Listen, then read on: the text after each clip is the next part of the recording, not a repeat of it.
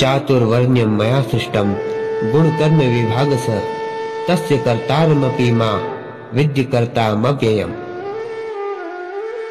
ब्राह्मण, क्षत्रिय, वैश्य, शूद्र, इन 4 वर्णों का समूह गुण और कर्मों के विभाग पूर्वक मेरे द्वारा रचा गया है। इसीलिए मैं कर्ता होते हुए भी अकर्ता हूँ।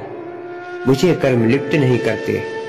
जो मुझे तत्व से जान लेता है वह कर्मों से नहीं बंधता।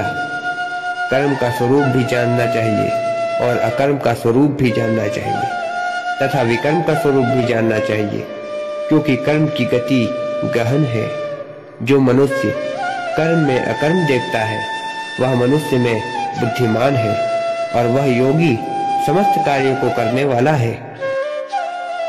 जो यह मान लेता है कि वो स्वयं कुछ नहीं करता, उसे धर्म का मार्ग सदा ही स्पष्ट दिखाई देता है।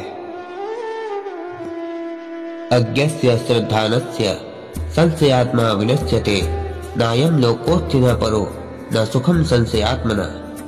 जो शंका युक्त मनुष्य है, जो बात बात पर शंका करते हैं, वे तो नष्ट हो ही जाते हैं। उन्हें भूलोक अथवा परलोक कहीं भी शांति नहीं मिलती। वे पाप के भागी बन जाते हैं।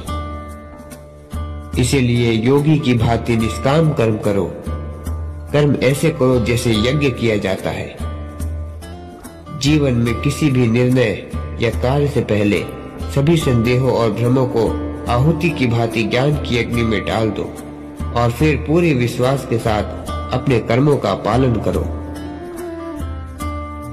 हे पार्थ, ये दोनों ही परम कल्याण करने वाले हैं, परंतु उन दोनों में भी कर्म संन्यास से कर्म योग साधन में सुगम होने से श्रेष्ठ है।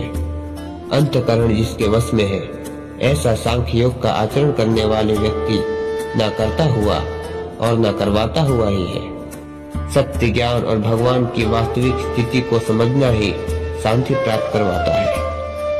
परमात्मा के प्रति समर्पण, श्रद्धा और प्रेम से की गई भक्ति योग का सर्वोच्च रूप है और ऐसा व्यक्ति ही भगवान के निकटतम होता है।